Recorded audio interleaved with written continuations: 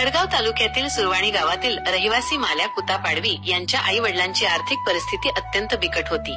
वडील कोता पाडवी आणि आई माकली पाडवी मोलमजुरी करून कसे तरी कुटुंबाचा उदरनिर्वाह चालवत असत। गरिबीमुळे माल्या यांना चौथीनंतर शिक्षण सोडावे लागले आणि कुटुंबाला हातभार लावण्यासाठी ते मोलमजुरी करू लागले।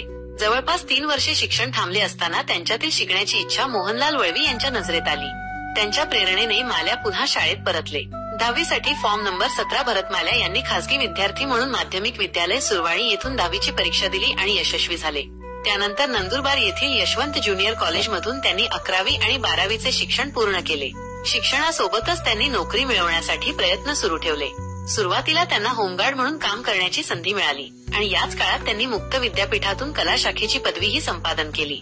आपल्या ध्येयावर लक्ष केंद्रित करत माल्या यांनी सरकारी नोकरीसाठीची तयारी सुरू ठेवली। अखेर त्यांच्या मेहनतीला फळ मिळाले।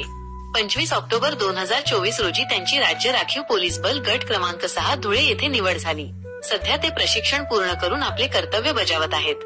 माल्या यांचे घर आजही कुडाचे एक साधे झोपडे आहे, जिथे गरजेपुरत्या वस्तू वगळता काहीच नाही। पण याच साध्या घरातून बाहेर पडून माल्या यांनी शिक्षण आणि नोकरीच्या माध्यमातून आपले भविष्य घडवले। त्यांचा हा संघर्षमय प्रवास केवळ एका व्यक्तीचे यश नसून गरिबी आणि प्रतिकूल परिस्थितीवर मात करून यशस्वी होण्याची जिद्द दाखवणाऱ्या प्रत्येकासाठी एक प्रेरणादायी गाथा आहे।